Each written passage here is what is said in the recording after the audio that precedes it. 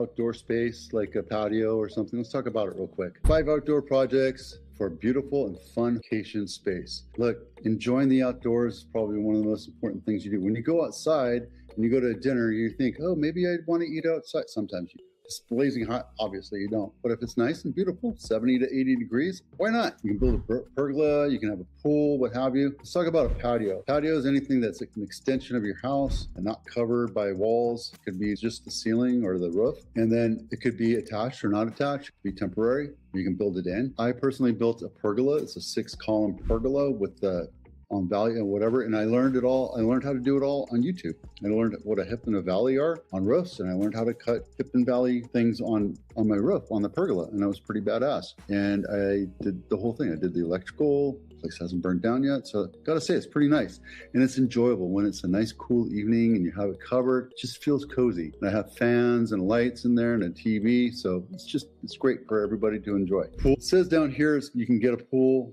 for $29,000. I can tell you it's 10 times that, because I know they're like $200,000 to $300,000. You can be like $500,000 for a pool in your backyard. But if it's something you want, I'm not going to stop you from doing it. What you should do is buy a house with a pool in it and then refix it, because you can have it resurfaced for like $30,000, $40,000. It's a lot better than $500,000, $300,000. And you can do a lot of hardscape around it, make it look nice and pretty, that kind of thing. I have a house for sale right now that has a pool, and it's nice. And you either want the house with a pool in it or you don't. And there's like a Venn diagram, right?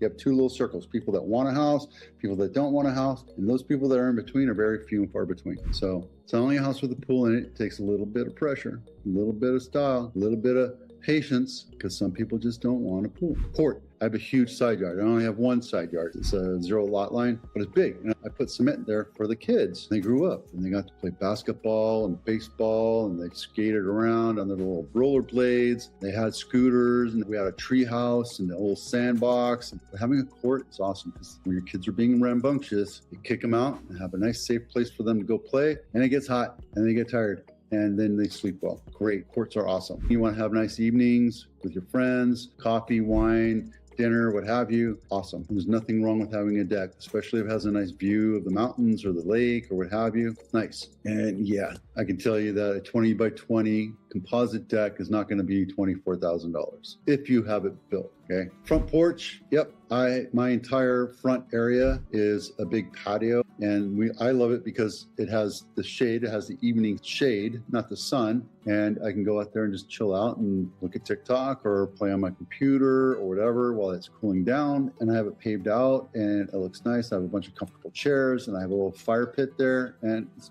really nice to have. So something nice to have. Don't do it for ROI, do it for your use. So if you're thinking about moving in the next couple of years, don't do it. You're not going to get the ROI up, the return on investment for it. If you're going to stay there for a couple of years, 5, 6, 20 years, because we stay in houses like 20 years now, 12 years in most of California, use it. Use your space outside. Do something, have a nice project, and you can be proud about it. You can brag about it, get it done. But don't think you're going to get money out of it. Some people like it, some people don't care. What you should know if you inherit a house, because I'm a probate guy. That's one of the things we do. Let's go into it. Initial consideration, should you move into it, or should you sell it, or should you rent it? Or this is something where I want you to call me and we can just bounce ideas off, and I'm not going to tell you either way to do it. My intention is to not sell your house. My intention is to get the best use for you out of it, whether that's moving in or having a child move in or what have you. There's tax implications, there's legal ramifications that you have to know about everything. And I don't give you that advice. I tell you what questions to ask when you talk to your tax guy or your legal guy. I'm the real estate guy, right? And I'm here to be your quarterback and shuffle everything together so we all have the same consensus and idea, so we don't talk in silos. It's important that we don't do that. Is there currently a mortgage on it? It could be a reverse mortgage, whatever. There's all sorts of implications. If it's a specific type of mortgage, you might have to refinance it into your name. If it's under your trust, then that might be able to hold out for a little bit. So something you have to realize and talk about. Did you inherit a house with your siblings? I've sold houses, multiple houses with that person and their sibling, and it's gone immensely smooth. One time out of 100, you're going to get that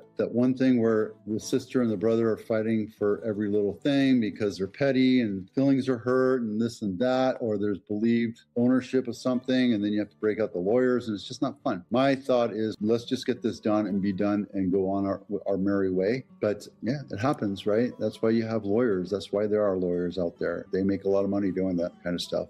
When you do that requires a lawyer, oftentimes it's better just to put on your big boy pants and adult up and understand that there's concessions to be made. Something to think about. In California, they want you to move into the house. They have something called Proposition 19. And if your parents pass away and you move into the house, you get to keep their tax base. It's not, you can do that. And then Proposition 19 also allows you to move. If you're over 55, you can move from that house to another house and keep that property, that tax basis, 3 times. There's a lot of things that you have to be aware of. There's certain loopholes and certain restrictions. So make sure you talk to the tax assessor before you do that, before you make a decision. What happens if you want your child to move in? Say your child's 23 years old and he's semi-responsible. Yeah, you get to keep the tax basis on that as well, right?